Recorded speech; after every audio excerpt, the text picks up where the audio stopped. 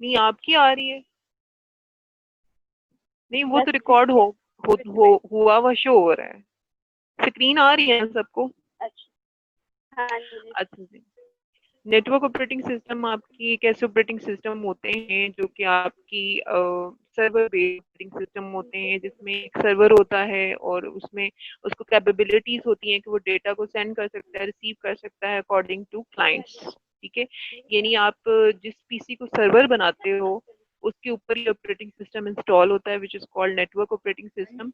और फिर ये नेटवर्क ऑपरेटिंग सिस्टम क्या करता है कि आपके सर्वर को अथॉरिटी देता है कि बाकी जो उसके साथ कनेक्ट होते हैं कंप्यूटर वर्सेस क्लाइंट कनेक्ट होते हैं। तो आपने क्लाइंट सर्वर ऑपरेटिंग सिस्टम पढ़ा हुआ है ना, तो ये उसी तरह का एक ऑपरेटिंग सिस्टम होता है। ठीक है, प्राइमरी पर्पस ये है कि आपका जो ऑपरेटिंग सिस्टम है ये अलाउ करता है फाइल शेयरिंग को, प्रिंटर एक्सेस को, एक्सेट्रा।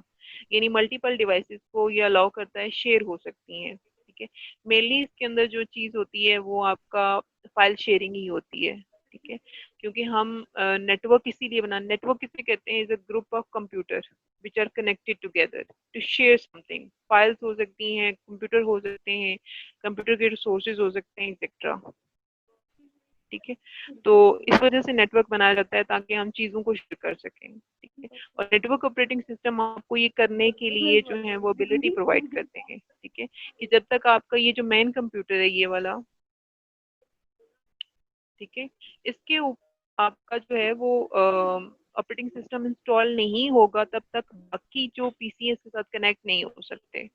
तो जब आपका operating system, network operating system इस पीसी पे कनेक्ट होता है तो फिर बाकी के जो पीसीज हैं वो इनेबल्ड होते हैं कि वो इसके साथ कनेक्ट कर सकते हैं और अपनी जो फाइल है या और चीज है वो इससे ले सकते हैं। ठीक है, तो this is called network operating system.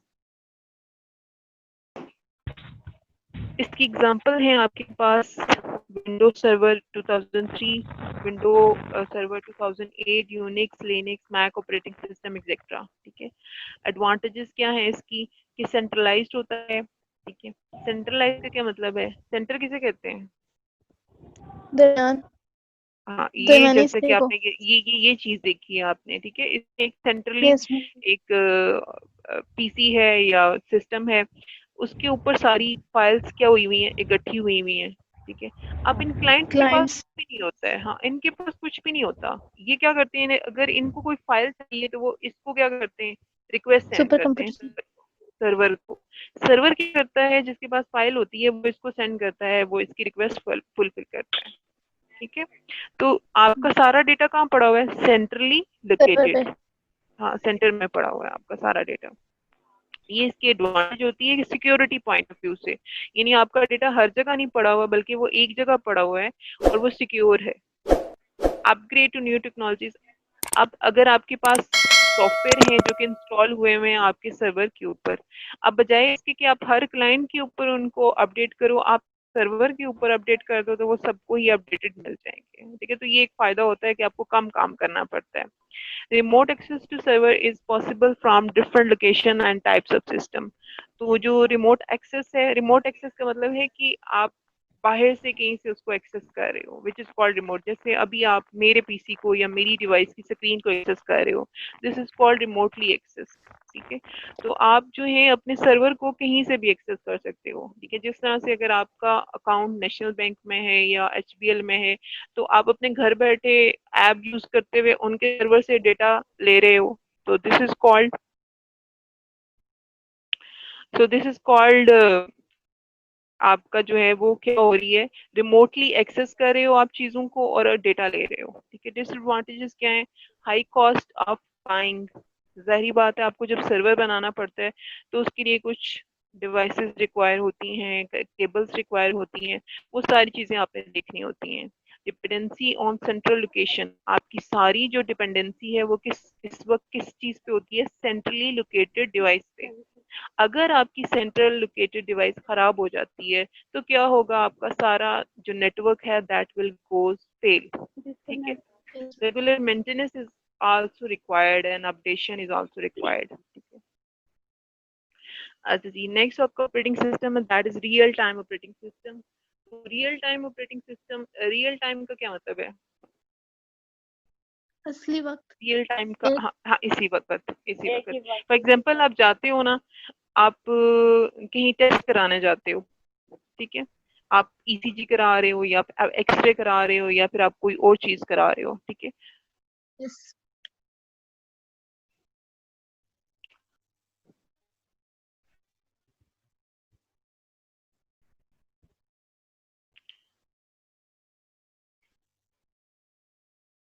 तो वो आपको उसी वक्त आपको रिजल्ट रिटर्न करता है सिस्टम, ठीक है। तो वो क्या होता है, रियल टाइम ऑपरेटिंग सिस्टम।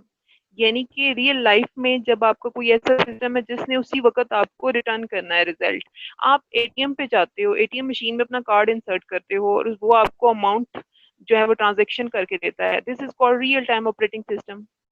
आप एक इस वक्त एक हवाई जहाज में बैठे हुए उसको रन कर रहे हो, this is called real time operating system, ठीक है। आप एक स्टोर के अंदर गए हुए और वहां स्टोर में आप जाकर जो है वो चीजें परचेज कर रहे हो, और वो चीजें परचेज जब आपने काउंटर पे देखा होगा, वहां पे काउंटर पे होता है सिस्टम, होता है सारा पीओएस सिस्टम, तो वो आपको उसी वक्त इनवॉइस जनरेट करके देते हैं। These are called what, real time operating system, जिसके अंदर बार कोड स्कैनर होता है, मल्टीपल अदर डिवाइसेस हैं। So we have a lot of devices in our real life जिनके अंदर जो है वो मल्टीपल जो है टास्क उसी वक्त परफॉर्म करते हैं और आपको रिजल्ट रिटर्न करते हैं, ठीक है।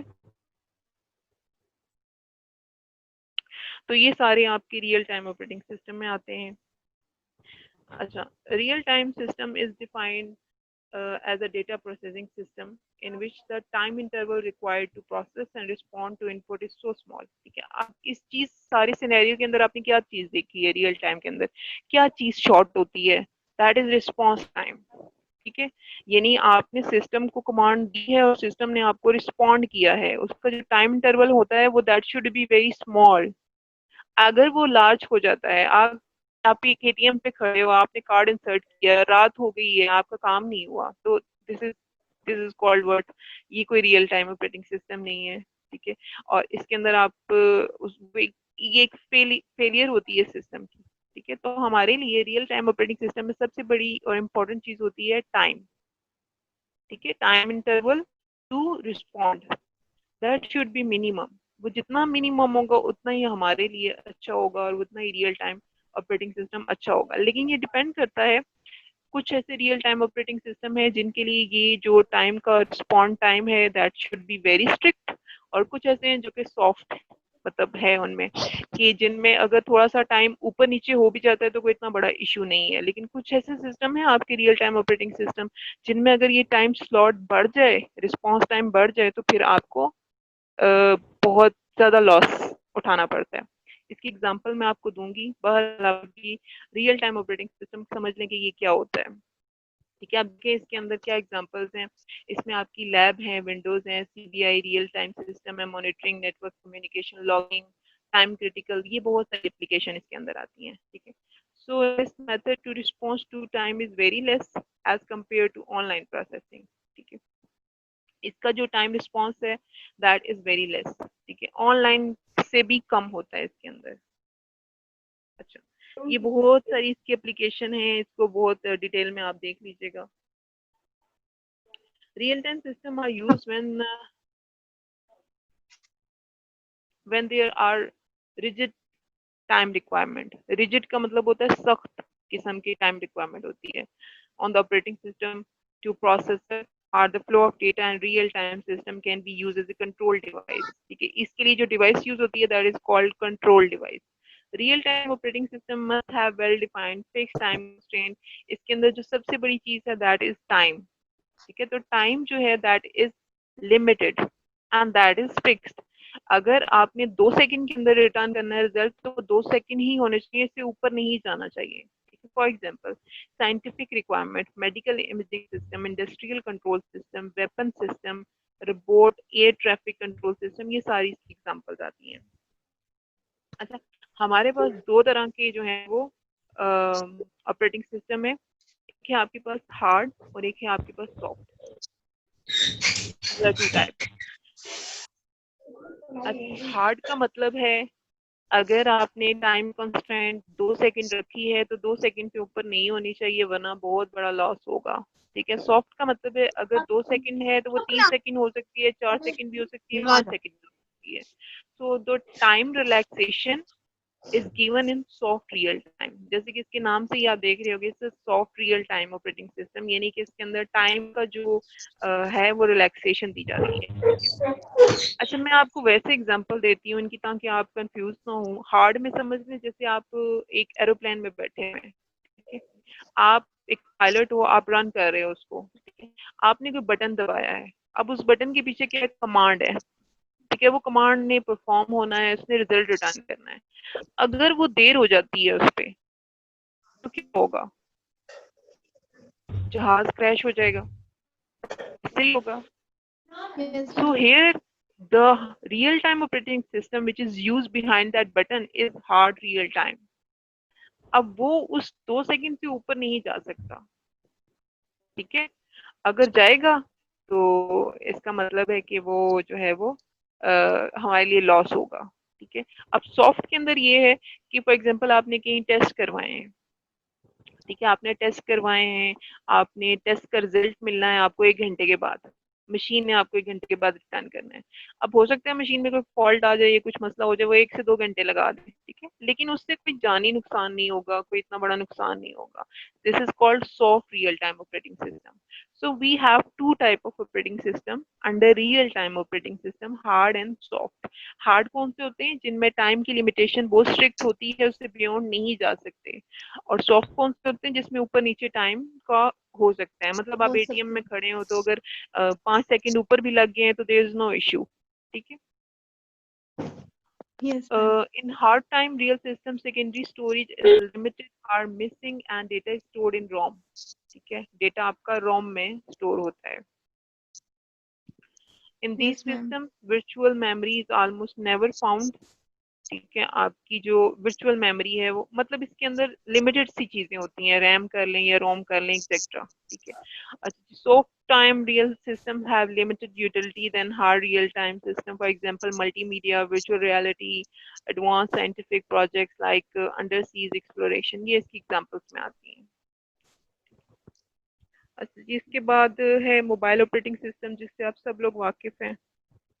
Yes, ठीक है, ma'am. जो आप यूज करते हो। ठीक है, आपकी मोबाइल के ऊपर जो ऑपरेटिंग सिस्टम है वो आपकी पीसी वाला ऑपरेटिंग सिस्टम नहीं है। ठीक है, आपका विंडो ऑपरेटिंग सिस्टम या आपका जो यूनिक्स है, लिनक्स है, वो आपके मोबाइल पे इंस्टॉल नहीं होता। मोबाइल्स के लिए एक अलग से ऑपरेटिंग सिस्टम होता है, जो कि सबको पता होगा। वो कौन सा होता है? एंड्रॉयड। ठीक है, एंड्रॉयड ऑपरेटिंग सिस्टम गूगल वालों का है, और वो मोस्टली आपने देखा होगा सैमसंग के ऊपर या मल्टीपल जो हवावे है या इस तरह की डिवाइसेस हैं सबके ऊपर इंस्टॉल्ड होता है। ठीक है, इसके अलावा जो आपकी आईफोन है उनका अपना ऑपरेटिंग सिस्टम है, आईओएस ऑपरेटिंग सिस्टम।